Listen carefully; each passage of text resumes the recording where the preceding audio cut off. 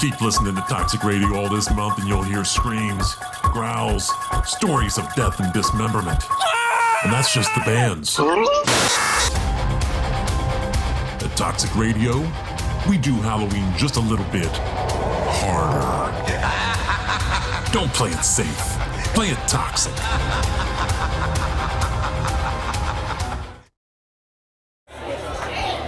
Hey, buddy. Raw.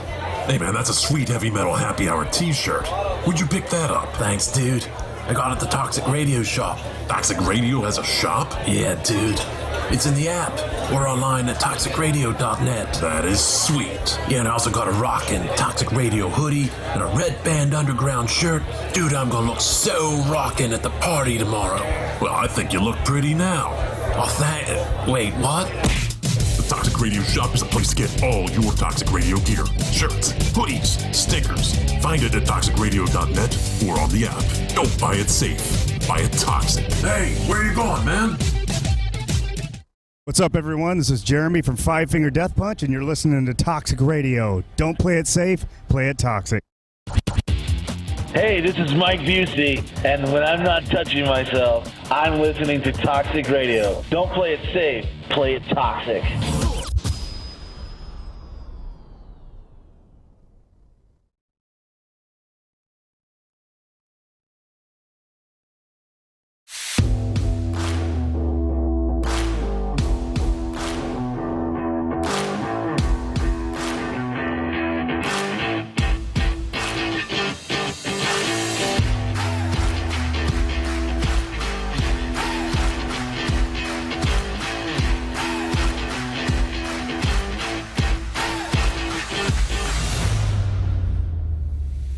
What's up?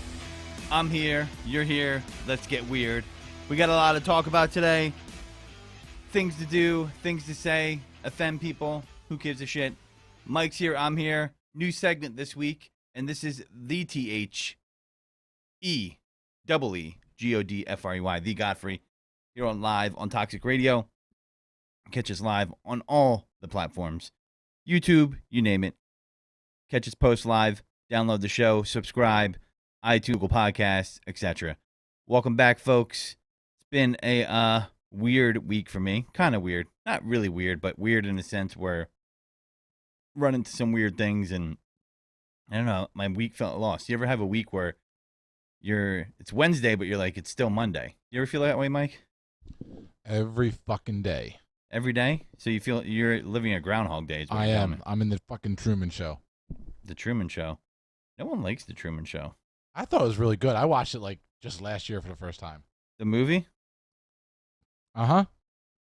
Yeah, I mean, I watched like drips and drabs of it. So speaking of movies, though, we will be reviewing The Saints of Newark. And don't worry, folks, we won't give you spoilers because I haven't seen it. Mike hasn't seen it.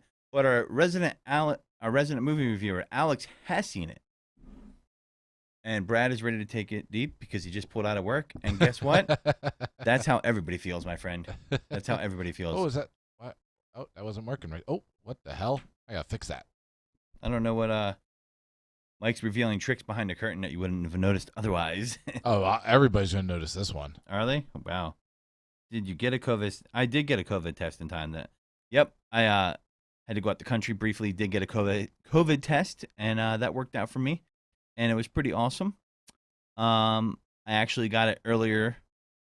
Funny story is, someone that was supposed to go with us couldn't go because they tested positive. But I wasn't near them. They were in another state, just a family member of my girlfriend. So I guess they have those protocols at the border, and I guess it works for a certain reason, right? Because she was asymptomatic, not feeling sick. I had the vaccine. I had a breakthrough infection, but she really didn't feel sick at all. So that's the danger of that, too, is that you could be passing it and you don't even know it. Indiscriminately, right? So Alex will be reviewing later in the show The Saints of Newark. I've been so damn busy. I'm behind on shows, but we're still going to talk about the shows that we regularly talk about here, movies and Dark Side of the Ring. Did you see the last episode of Dark Side of the Ring, Mike? Which one was that one? The one where I forget the Federation's name, but they're famous for barbed wire fences exploding. Oh no, that one's out already? Here's the funny thing: we might as well bring it up now since we're talking about it. That got really bad ratings, apparently. Really? Yeah, it said Dark Side of the Ring FMW. That's what it was. Episode drew his record low for the series. You would think it wouldn't, right? This is down. That sounds like right up everybody's friggin' alley that would be watching Dark Side of the Ring. It was down 41.12% from last week's episode on the life and career of Chris Canyon, which drew 214,000 viewers. Wow. Thursday's episode on FMW drew 0.04 rating in an 18 to 49 key demographic. That is down 42.85% from last week's episode of Canyon, which drew a 0.07 key demo rating. Now, here's the thing about that. These ratings sometimes are a little off, I think, with certain things going on, right? Mm-hmm. But streaming being one of those certain things. But what's interesting is I do think it dropped because in that episode, which I haven't watched, I'm going to watch it tonight. Sounds like you haven't, Mike, watched it either. No. There's a lot of old school names that you really don't know unless you're a hardcore wrestling fan. So it's not going to. So I'm going to know all of them. Right. Like they'll have Terry Funk in there, like some, you know. Who doesn't know Terry Funk? I feel like a lot of people do, but like your average fan. Everybody, if you don't know, if we said the words Terry Funk and you have no idea who that is, you need to go Google that shit. Yeah, right. So get educated. The NFL, but it was also competing against football that night, right? So that's the thing. The football has been 3 weeks in. The NFL Network's Thursday night football game came between Jacksonville and Cincinnati, topped the night on the cable with 150 with a 2.56 rating in the key demographic, and that was about 8 million viewers. So I have to probably tell you, me being that actual person I'm about to bring up, that the ratings probably went down because I didn't watch it during a football game. A lot of people don't, right? And they watch both. You know, like if the shitty Patriots are playing, you know, the New England Patriot fans would, you know, they would be watching it. Sorry, Brad, they suck. And just an example there. So, you know, Grey's Anatomy got 5 million viewers, so that's just kind of a sample size. You know, there's a lot of basic Beckies and bitches watching, you know, Grey's Anatomy. Basic Beckies. Becky Basic. You watch Grey's Anatomy, don't you, Mike, or aren't you forced to? I watch Grace Under Fire. Yeah. I don't know what Grey's Anatomy is. The Nick Gage episode didn't draw a lot of viewers. Really? Well, 163,000. So I'm sorry, it drew more than that. The Collision in Korea, which was really interesting, I never knew about that, drew 191,000 viewers, they said. These are only on the nights of the premiere. They're not counting. I don't know if that counts on demand or not. Maybe it does, but I'm not so sure about that. The Ultimate Warrior one drew 165,000 viewers a night it premiered. Everybody knows that. This is a surprising one. The Grizzly Smith and his family, which is actually Jake the Snake Roberts' family, drew 243,000 viewers. I thought that would be one that didn't draw a lot, wouldn't you? I think that the mainstream, not only does everybody remember Jake the Snake from their childhood, and again, he is not but like... they didn't really Terry display it Funk's like that. Terry Funk's a well-known name, but Jake the Snake is like a household name. Also, he had just gotten that documentary, Resurrecting Jake the Snake, I think it was called, with DDP, which also drew a lot of people in the documentary world and fitness world and the getting clean world that probably added to all that. Yeah, for sure. And, you know, it's just really interesting. Dynamite Kid, that was 242,000 viewers. Mm-hmm. And that was a 0.11 rating. Flame Ride from Hell only did 153.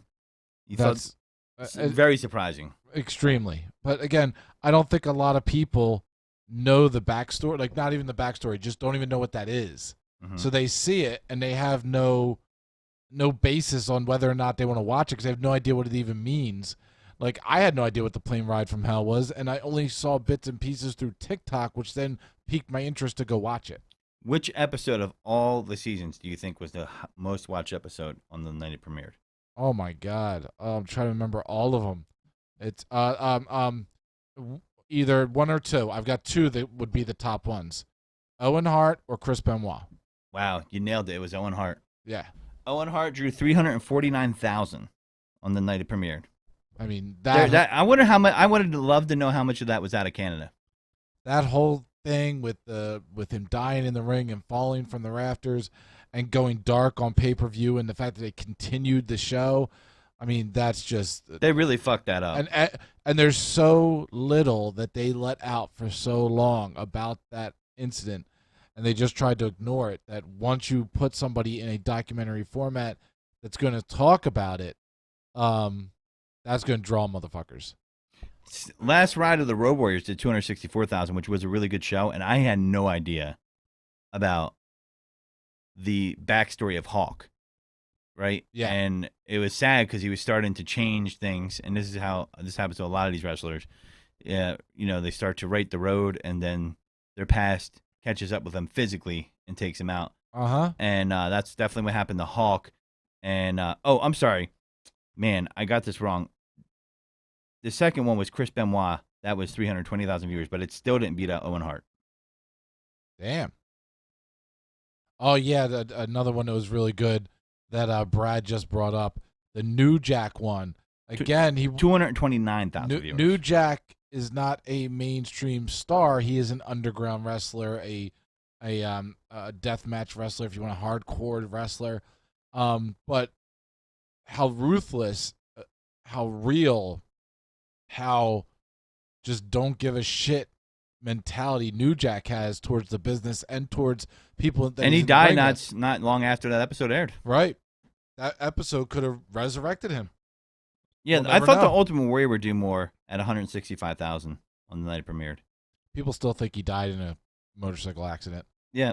Dude, I met him when I was 15 at like an indie show in Vegas. My dad got me rings. I sat like second row, and he wrestled the Honky Tonk Man. And I was like, no, he's not dead. I saw him, but this was before the internet, so I couldn't scream it from the rooftops of Facebook and Instagram. I just had to tell people one by damn one. I'm like, I've seen him. He's alive. But then again, isn't seeing like a warrior at an indie show almost like seeing Doink the Clown at an indie show? You're not really sure if it's really that guy. Oh, it was him. How many other Doinks do they have that go out to indie shows across the nation? The reason why, Ultimate Warrior was in pretty top-notch shape. Yeah. You can fake Doink the Clown with the makeup and find there's a lot of dudes shaped like Doink the Clown. Yeah. So many. You could be Doink the Clown at one of the shows. Yeah. People be like, Doink really let himself go this time. Yep. Wasn't he the Repo Man at one point or something like that? Oh, the Repo. Jesus Christ, the Repo Man. Yeah. I remember when he stole Macho Man's hat. He came out with the trench coat with tire tracks across the front of it and the back of it, as if he had gotten ran over trying to repossess somebody's car. Yeah, that could probably happen in real life. So, yeah, that's Dark Side of the Ring. We got to catch up on that. I got a few to catch up on. I got some time this weekend. There's another series out that I've been watching on Stars called Heels. Welcome to Taking It Deep, the wrestling podcast. The wrestling podcast, yeah. We are moving on from that, though. Oh. Just to make it feel less like wrestling, did you know that the McRib is 40 years old? I forgot to talk about this last week. It does not seem that old. It turned 40 years old on September 30th. Wow. Yep, the McRib is back. By the way, I don't know if anybody knew this. The McRib is the official food of the White Trash Olympics. I haven't had one in probably about 15 years, and I just want it to stay that way because my memory of it is such a delicious memory. You know what you got to pull it up for the viewers, put Mike on the spot here. I know you've seen the McRib chick who goes, excuse me. McRib chick goes off. If you Google that, I guarantee it shows up on YouTube. McRib chick goes off? Yeah, McRib chick.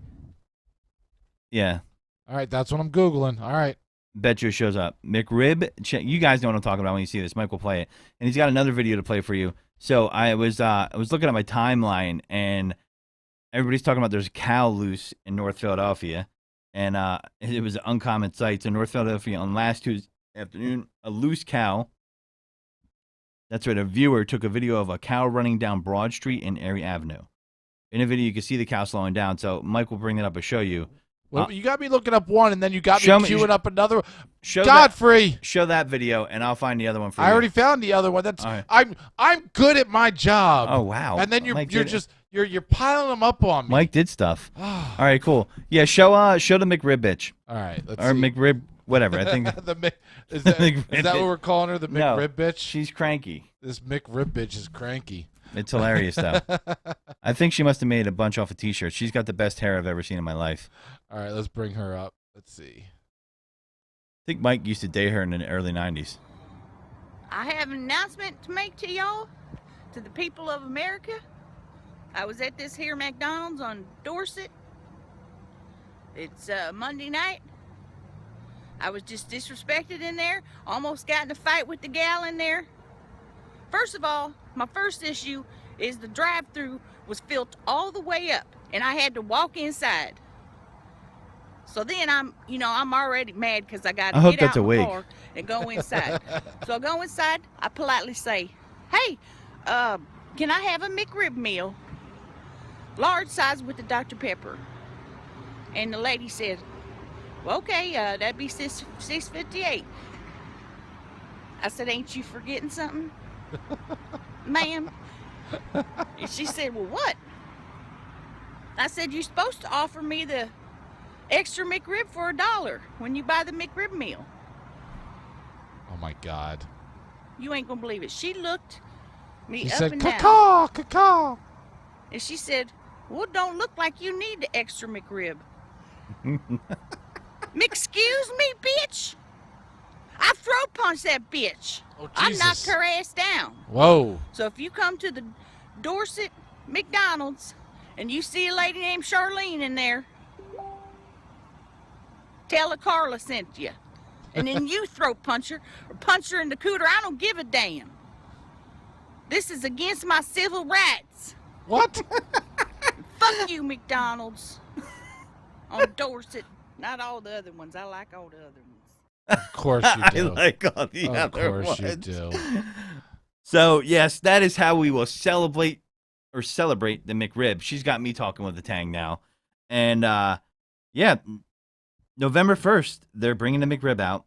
Again, it's a special milestone this year because it turns 40, as I said. The sandwich originally debuted in 1981, the year of my birth. Two things have blessed the earth since 1981, the McRib and the Godfrey. Oh, Jesus Christ. Can we give one of them back? Yeah, the McRib, yes. Kansas City is where it was born. Kansas City. It wasn't an immediate success at first, oversold by the company's Chicken McNuggets, which came out just 3 years earlier. I wonder if people were like, whoa, nuggets, nugs. Yeah, love the nugs. Yeah, it's So yeah, it had to really earn its place. So it earned a cult following over the years thanks to its limited edition runs. It particularly shot into the culture in the summer of 1994 when it was brought back in honor of the theatrical release of the live-action Flintstones film starring John Goodman. Elizabeth, wow. Yeah. Oh, I remember that Flintstone. I love that movie. I never saw that movie. It looked like shit when I was a kid. Had and Rick Moranis. Rick Moranis. Yeah, I always think of Honey, I Shrunk the Kids when I think of him. Oh, of course. I mean, that and Ghostbusters. Isn't Ghostbusters coming out with a new movie? It's like some kind of like horror movie or something like that. They're coming out with an updated version where it's the son or daughter of the Ghostbusters that then go out on a investigation or something. Yeah. Arby's has a McRib now too. Looks like I'm gonna have to try it. Of course you are. Just once. But I'm gonna look you up and down and go, you don't need to. Yeah. Well, Alex is gonna call him briefly, but I wanted to show you something before he puts him on air. Have him, Mike, just put him on hold when he gets in on the VMix. So show him the snack. We have a new segment right now. It's called Snack of the Week. We'll get some theme songs for it. Look at that. That is a Wendy's Pringle spicy chicken sandwich can. That's right. If you're a fan of Wendy's spicy chicken and you like Pringles, the best of both worlds. Now, I've tasted it's pretty spicy, but we're going to use the toxic Mike meter here and have him eat one chip because we don't want him to fall out of keto completely. Yeah, I'm looking up the carbs right now. Sugar, 0 grams of sugars. Don't be fooled by the French. 16 grams of carbohydrates. I got this from Canada. Show them how it's French on the other side. I bet you didn't even notice that. Look at the reading. French, where? Yep. No, it's right next to it. It's all French. Yep, show them. Yeah, so. I wasn't in Quebec. No. Turn it around. I meant the label. No one cares the label. That. There you go. That's how you say spicy chicken in French. I'm not going to try. So try it, Mike, and let them see what you feel. It's not see super. What you feel. Yes. I want you to show emotion on the camera. All right. Let me. I do love Pringles. I can eat this whole entire can. Which is why I ate 80% to save Mike from his own self. Probably 2 of them. Oh. So let me go. I got. He's double fisting over there. I've got 2. Count your fingers after you eat it. I got 2 right here. So. What are those people? The ARSM or ARSM people? What do they call that? Where the people like listen to the sound? Either something that really turned on or throwing up right now. So what do you think? I need 2 more. Okay. What is it called? ARSM or RSM or no? I forget what it is. The sounds people make that it's supposed to play with your nerves and stuff. Mm-hmm. What the fuck's it called? Someone out there knows who's listening. That was really, really good. They're good? I thought they were good. They got a real nice tinge to them, like a little. Did you say taint? I feel like you said taint. No. I feel like you said they got a real nice taint to them. I really feel like you said taint. No, they're really good. It is. You can't get them in the States, Tom. It's a limited edition run. I don't know why they don't give us cool things. With that. With that heat. Ooh, they do got a little bite to them. And it really does taste like the seasoning that they put on the chicken sandwich. It 100% does. Yeah. Wow. I wonder what kind of toxic chemicals they needed to use to get that going. That is really good. Let's make something taste like something else. That is really good. I'm very impressed. Yeah.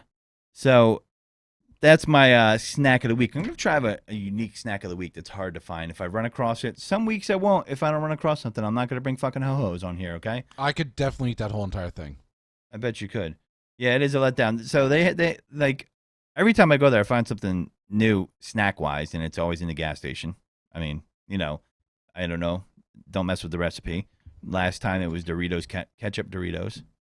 And they were actually pretty good. They were kind of like a tinge of ketchup with like, of course there's vinegar in ketchup, so you tasted a little bit of it. But honey mustard Pringles, I didn't even know they had those. No discussion. I didn't even know they had those. So as we got Alex on there, we do have Alex. So we're gonna bring Alex in, and he's going to give us a little synopsis. He's watched The Saints of Newark. Me and Mike haven't, so no spoilers. Don't be afraid. But he is going to tell you what he thought of it and whet your appetite. Hey, what's going on, guys? How you doing? What's up? Well, those are really big headphones. Same as always. I got to get rid of these things. You sent me a link for a new mic, and I'll get it eventually. Oh, you sound clear. That's fine. You mean some of our guests sound like they're talking through a Dixie can? You should some of the shows you should hear. There's like Transformers in the background and all kinds of shit. Those headphones say that I play Fortnite, and I sometimes win and sometimes don't. That's what those headphones say. What does it have? Wait, I don't understand it. It says, what does it say about his winning, though? So you're telling me you can look at a guy's headphones and size him up, but like he's not winning? He's not winning a lot. He wins sometimes. He'll get it sometimes, but not every single time. Really? Right. Okay. Never, because I don't play Fortnite. Yeah, I tried playing it once, and then I fell asleep. I mean, the closest I got was there was a game.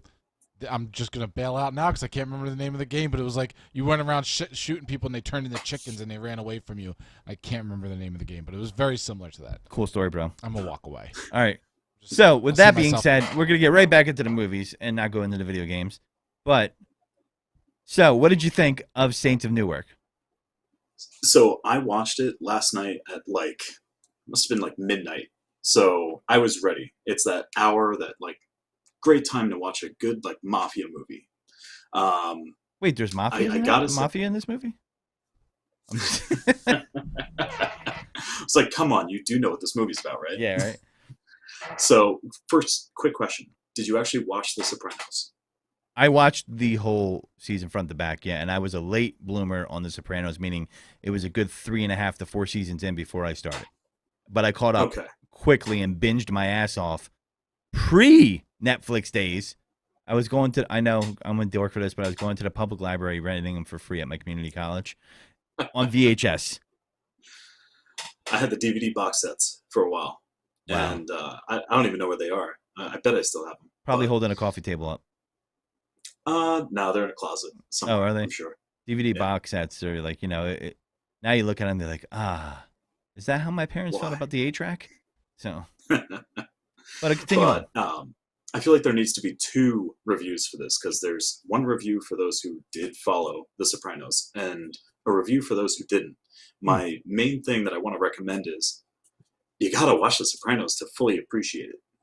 You have to. You know, So let's say I have a girlfriend that's never watched The Sopranos. Can she appreciate this movie? she might appreciate the acting. She might appreciate the cinematography if that's her sort of thing. But in terms of the plot, the character development, I don't think she'll get as much out of it. I'm gonna have to do a lot of explaining to her in the movie if I watch it with her. Yeah, you'll have to pause. So this is like, the Google one where stuff. you don't recommend to like your girlfriend or boyfriend if like you know it and they don't watch it.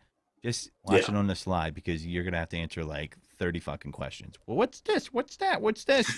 Who's that person? Is there Why a are they fucking parakeet important? next to me watching the movie? So, all right, continue on.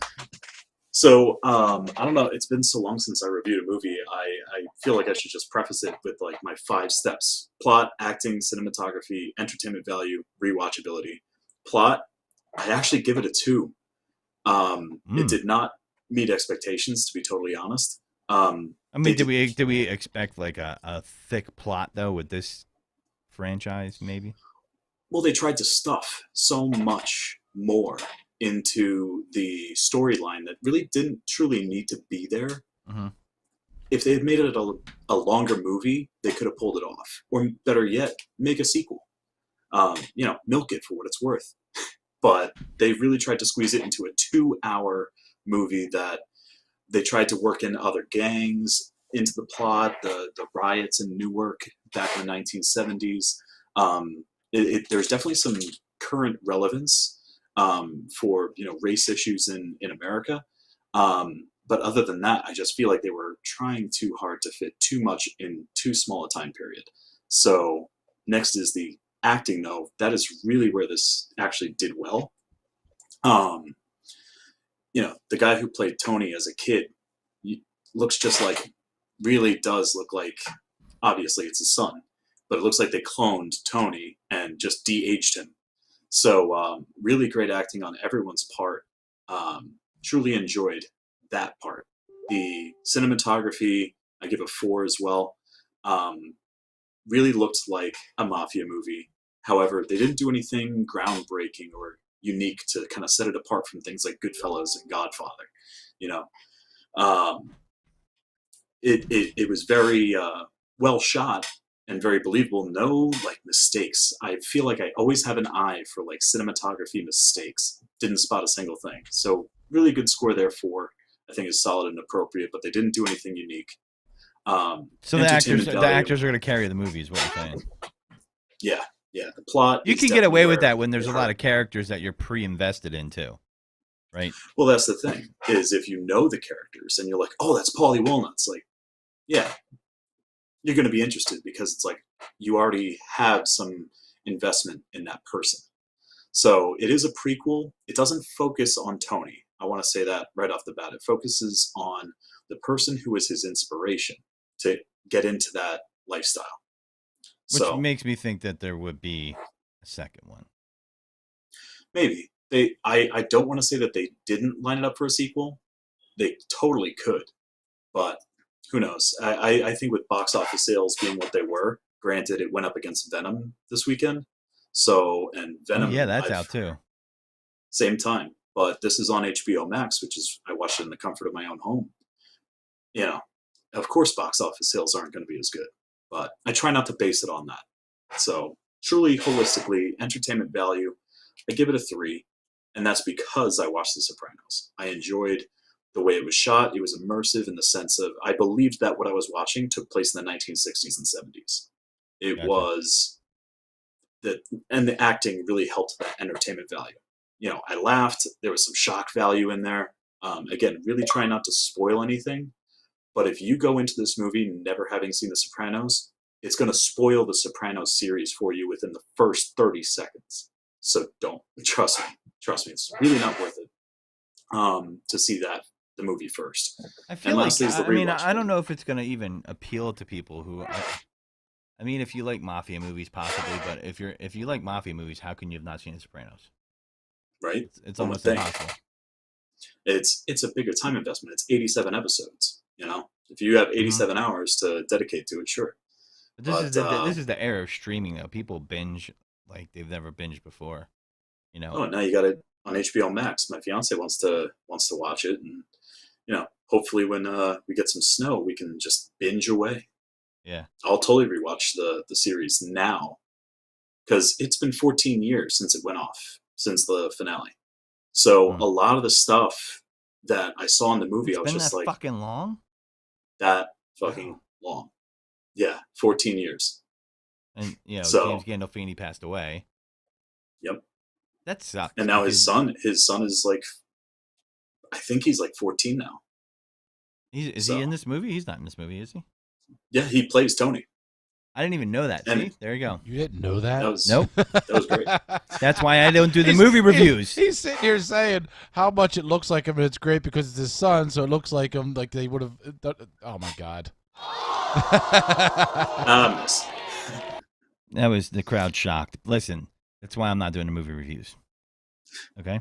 But lastly is the rewatchability. It is worth rewatching if you want to catch those little things, especially if you rewatch the series and catch those little, like Junior, the guy who plays Junior.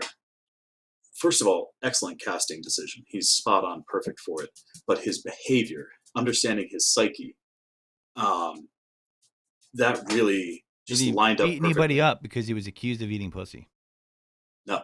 that- No spoilers. I mean, no, as in no spoilers. I'm not answering that. However, Okay. he did insult. He does insult, and it's a running joke in The Sopranos, how he says, oh, he's not exactly pro-football material. He would always say Yeah. that about Tony. And Tony would always get pissed off about that. Well, yeah, they mentioned that again. It all started back then. But it gives a really good lineup into what influenced him to actually pursue that lifestyle and what made him the person he is, especially with the influence of his parents. So rewatchability was a 2, and that's really going to be dependent on if you want to invest and rewatch the series. So overall, the average rating, I give it a 3. I probably 5. will rewatch it at some point. 3 out of 5. Okay. I stand by it. I'm going to watch this, and I'm going to see if I agree with your 3. Someone just brought something up in the chat. By the way, if you guys want to watch this and hear this review later on, share, subscribe. Sharing is caring.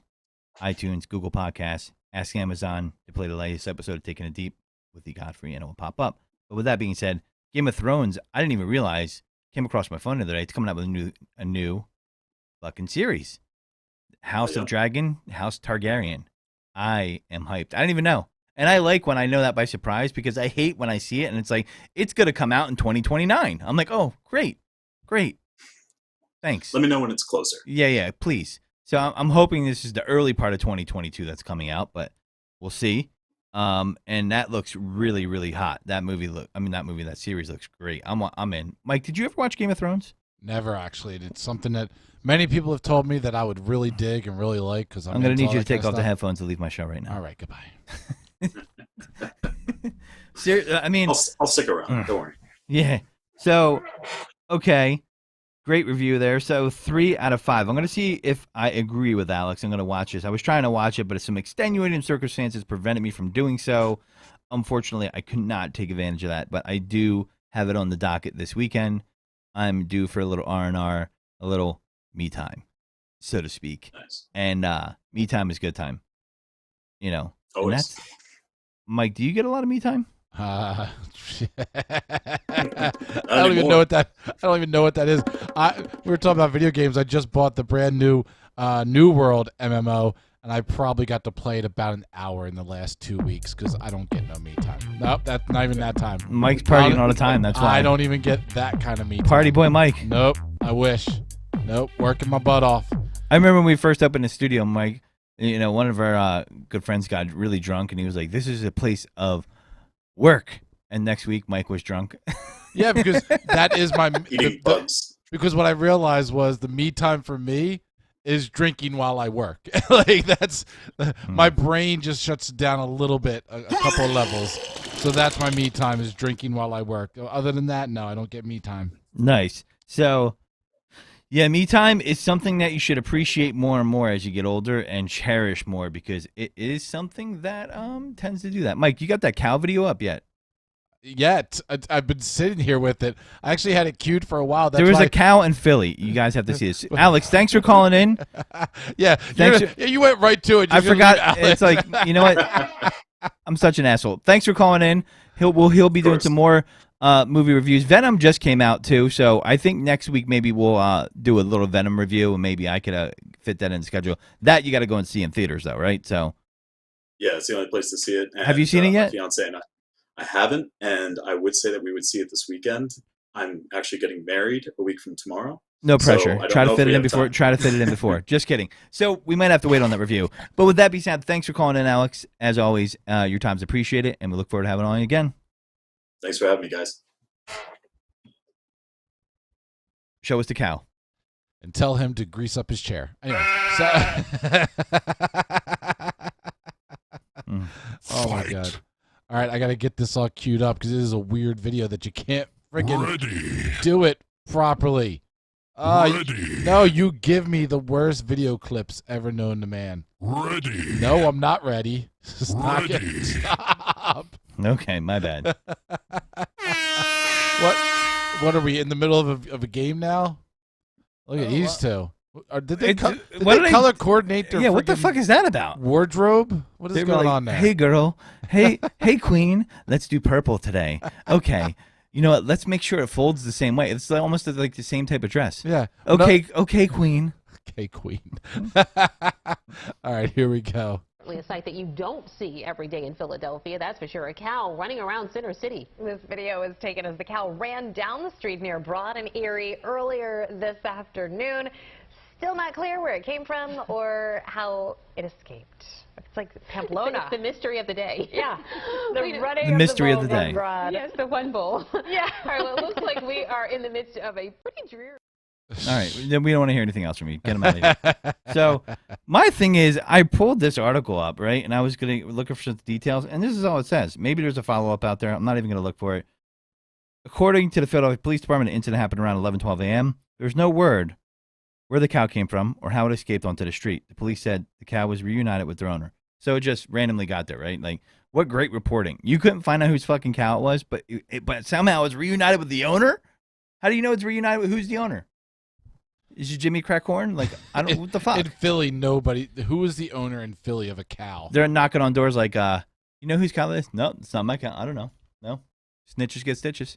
You know, no one's talking, but the cow just came out of nowhere. Maybe it was dropped from like a spaceship or something like that. You know, I'm not sure if I'm a big alien believer. Don't you guys try to get me tonight? Talk to Paradelphia about that coming on after 8 o'clock tonight. Yes. So. Yeah, speaking of anal probes and aliens, I ran across an article, and I know you guys are going to be like, oh, no, not again. So these life articles on Vice get me sometimes, and this one was titled, Fingering Advice for Men from Lesbians. Wow. So this article is in honor of all the CIS male hands that have disappointed me. So pretty interesting. It goes on to continue. As a bisexual woman, which wouldn't be me or Mike, I've always found that the best fingering comes from queer encounters, meeting a fellow gay woman, rather than a ham-fisted hetero session. Wow, ham-fisted. I mean, maybe you shouldn't be going after the meatheads then. Maybe you won't get the maybe you won't get the old ham steak. You know. I found myself at times looking to the heavens, praying for a finger blasting Bible that will right all the wrongs and stop my flaps from being scratched up like an activity post for cats. Jesus Christ. What the hell? Okay. So my mother's always told me if you want something done right, do it yourself. Well, you know that's true. But like that's just like a guy saying like, "Hey, I want you to give me a hand job to a girl." I guess it could be a guy if you're gay. And I want you to do it just like I can. Is anybody going to do it better than you? Nobody, except for your best friend. Except for your best friend. What? Was that horsecock your buddy? No, I'm just saying, your best friend. Yeah. Nobody knows you better than your best friend. Right. My mother. So I mean, I took the tip to me in a graphic guide. So Oh, I can't even believe she did this. So I didn't think she meant getting it off, even though I'm really good at it. But in this case, I took the tip to mean a graphic guide to fingering that she will refuse to read, but be proud that it was published anyway. So she wrote a book about this. So I reached out to a few lesbians to get some certifiably solid advice on how to finger someone. Wow. Yeah. So I'm going to give you one tip. Yeah. The first and possibly most vital tip is just a tip. Just kidding. Preparation. Don't worry. You don't have to do any finger luges or anything like that. Just employ a bit of common sense, i.e. trim your nails. Okay. Fair enough. I mean, again, I wouldn't be asking someone to, I don't know, caress me down that had hands like Edward Scissorhands, but that's just me. Okay, sure. Who among us has not experienced a lance labia? Because mainly by the kind of men that wear sandals all year round and records the covers of Prodigy on an acoustic guitar. Wow. Promises this is not a male exclusive problem. Of course it's not a male exclusive problem. So, yeah, trim your fingernails. That's the tip of the week. Just a tip. There you go. Just a tip. I'll put that article in there if you want to read the rest. But there you go. Mike gets uncomfortable when I talk about stuff like this. It's very awkward. Can I ask you something? What's that? How much do you think video game streamers make the top ones in 1 year? 1.8 million. The top Twitch streamer from August 2019 until October 2021 raked in 9,626,712. Wow. But what is that all from Twitch itself, being a partner? That's just from being a partner of Twitch, not including any kind of sponsored deals or any kind of side deals that they make. It's all just Twitch platform total payout. The number one guy, 9,626,000, and for getting paid as far as weekly, weekly or monthly. I mean, one of them made 752,467 in 1 month. I just thought that was interesting. I felt like bringing up a little interesting fact because Twitch just recently got hacked. They released all of their of their top streamers, how much they got paid for the year, and how much they get paid a month. Alex goes, of course, if you guys go down this road when I mentioned to my coworkers that I'm doing a movie review tonight. I'm trying to take. I'm trying to go back to Twitch. NSFW. NSFW, baby. So yeah. That's crazy. I thought that, again, it was just something that came up while I was looking up stuff for you, and I thought that was very interesting. I thought you'd be interested to see that Godfrey could have taken a path down the video game streamer revenue and could be making $9 million in a year. Just saying. Broadcasting plus Twitch and video games. You know, the lowest guy on this... Who wants to see me play Teenage Mutant Ninja Turtles 1? That's the number one. The number 25 streamer on Twitch makes $2 million in a year. Can I just be number 80? I mean, that might work. Can I just be... Wait, what does 80 make? Does it have then that? It does have 80. It has 80. Number 80, who is Nick 30. Nick EH30 made $1,027,000. Fuck, I'll be 190. Oh, yeah, 1 million. Yeah, 1,027,000. Yeah, if you were the 100, TSM Imperial Hal made 886,000 in 1 year. Yeah. So they did the top 100. Whoever hacked them put out the top 100 of what Twitch streamers make, just streaming video games. Yeah, there you go. Everybody out there that sits there and goes, I hate my job. This is bullshit. I don't get paid enough. I'm not doing what I really love. Well, your parents told you to stay away from those video games. You should call them up and curse them out. Yeah, right? You'll never make any money doing that. You'll rot your brain.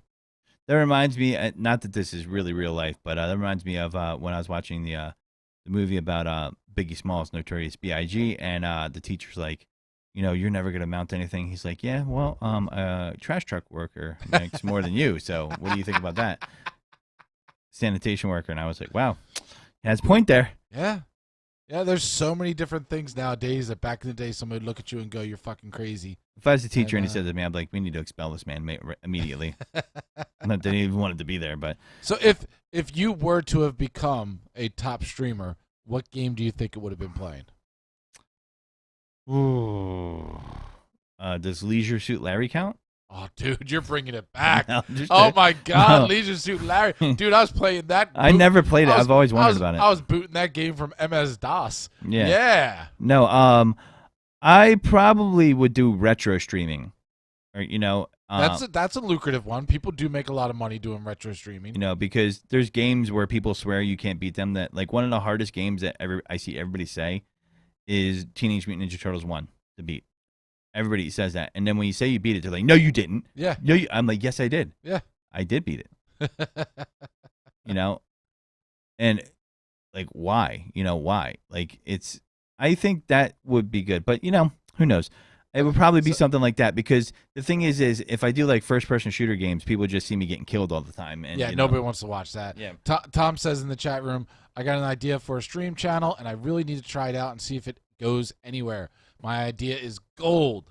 I'll be able to start it just going through my everyday life. The only extra work would be uploading the videos. I hear these numbers, and I can't believe I haven't started yet. Yo, the top 100 is money that would be just bank above anything that any of us are making. I'm just looking to at least get out of a regular day job and get that same money. It puts together broadcasting and video games. I mean, you could check out me. I'm trying to do every Saturday on Deviant Gamers where I've been streaming New World. I'm not doing numbers like these guys, but you never know. Yeah. So $9 million. God damn it. God damn it. Well, where'd you go wrong?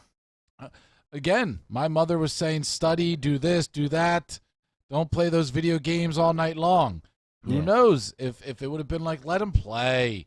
Sounds like and you become that good at something. Yeah. Sounds like she dub fucked you. Because these guys that are on Twitch, these guys aren't even like the sports gamers, the league gamers, the ones that have to be that good. You just have to be entertaining. Yeah. I'm entertaining as shit. That's the plastic gun sound. Hogan's Alley underrated.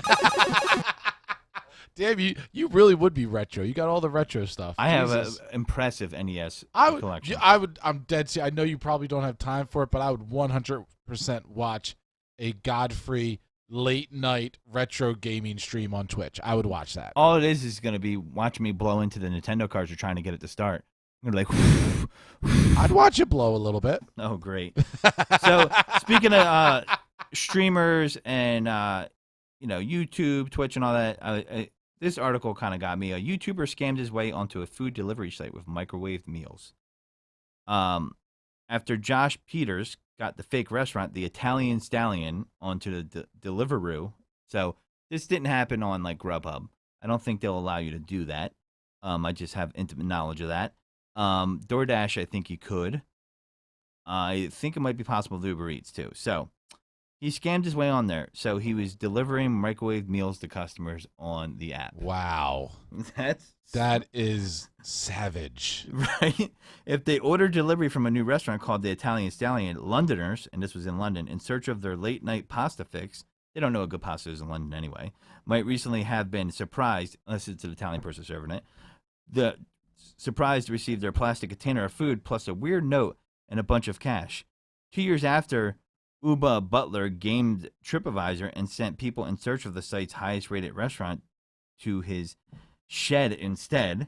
Brits have been had yet again. So he's done this before. The Italian Stallion was fake.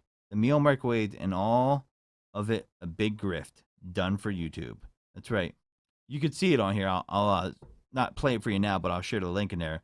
He's a YouTuber, and he played them. So it's called Deliveroo. Horrible name. Having registered his apartment as a restaurant and sold microwavable meals per a restaurant report from Insider, he exposed the scam, which he did with friend and magician Archie Manners. So I guess you got to be a magician to sell microwave food. Anyway, prank videos like this are pretty standard for Peters, whose popular uploads include "I tricked influencers into promoting gravel." That's pretty cool, and I'm gonna watch that. That's lovely. So he registered the Italian Stallion as a website. An official company is Italian Stallion Ltd. and made some social media accounts. First off, I feel like as an American, if I heard a restaurant was named the Italian Stallion, it would raise an eyebrow. That would be my first clue. I'd be like, well, I don't know if I want to eat at a place called the Italian Stallion. Why are they calling it the Italian Stallion? Are they handing out? Oh, come on. We're in Jersey where they freaking they will capitalize off of Italian anything. But stallion, I mean, that makes you think. I don't really think that I'd be that shocked. Like a male horse that's like, you know. I don't think I'd be that. I feel like I'd be walking down the Jersey Shore boardwalk and I would see a shop called that. You got to go a little more North Jersey for that. So you got to go a little more North Jersey for that. But with that being said, so this is what they did. Back to this. It said Italian Stallion and made some official social media accounts. They tried to get on Deliveroo, listing Peter's apartment building and the restaurant's address. Despite a missing hygiene rating, which this is shocking to me because you need a hygiene rating to be on the platform. Because I swear DoorDash will let people deliver out of their own house, which blows my mind. So always check. Despite a missing hygiene rating, the restaurant was given the go-ahead. So despite having a picture of TV personality Gemma Collins as a chef on its website, I don't know who that is, and an AirPod as feta cheese, and no food hygiene inspection of any kind, Deliveroo were happy for us to get going. Soon enough, orders started coming in, likely due to 40% of promotion on all Italian Stallion's food. So they probably signed up for a package where they have a higher promotion within that app. That's kind of how they run. And in the video, Peters and Manners scramble as they repackage labels, run their microwave, and assemble meals in plastic containers so as to not scam anyone too badly. Peters and Manners provided the microwave meals along with a note explaining the joke, as well enough cash to cover the entire order. Well, that's pretty cool, at least. So it does sound like a bar restaurant in Belmar. Italian Stallion. The Italian Stallion is now dormant, Peters told Insider, and its pages appears to have been removed from Deliveroo's website. How stupid do they feel, you think? Like the company? It's funny as fuck, but yeah. If we can't trust delivery sites to do the strict vetting, where could our meals really be coming from? So the thing about that is it depends on the company. Yeah. I know Grubhub, intimately, like I said, and they will not deliver from your house. You have to prove that it's a business. They're not doing it. You have to have a health inspection. So what you're saying is we can go ahead and register Toxic as a business and start delivering food. Technically, you have to have a health certification, but certain of the ordering apps will not do that. I don't know if DoorDash vets it as much as Grubhub does or Uber Eats. So interesting. There's ghost kitchens. You can look them up. You can find them out. I just started hearing about that. Some news agency did a story on them where a ghost kitchen, you can have one kitchen that's actually serving food under like 5 different restaurant names. It's pretty smart. Yeah. I mean, some of these restaurants out here have what you call a virtual restaurant where you may have Frank's Pizza, and then he decides to do Jimmy Crack Corn's Wings. And, same place, but, it's because you're not really going to a storefront per se. So it's another way for them to make sales, and something that's becoming pretty popular. But that's not the same thing as this. This guy is making shit at his house, and they don't do enough vetting. So the reason I could tell you why this probably happened, having intimate knowledge of this industry, is because this company is more worried about what they're looking like as far as revenue, and they're more worried about signing up a restaurant than they are about putting quality restaurants on their platform, which is a mistake because it's going to bite you in the ass. I mean, really, it shouldn't be that easy. So Deliveroo sounds like you're going to go out of business eventually or get bought by someone. I wonder do you think that Deliveroo has a kangaroo for a logo? If they don't, it's a friggin' travesty. What do you think? I'm looking it up right now. Should. God damn it. Deliveroo. No. Oh, it does. Never mind. Yeah, better. It better. I guess so. You can't put that in there without like not having a kangaroo. So, cocksuckers. God, totally. Totally. Excuse me, bitch. That's one of my favorite internet clips. I think she made a lot of money off that, by the way. I think there's a follow-up video, but we're not going to do that right now.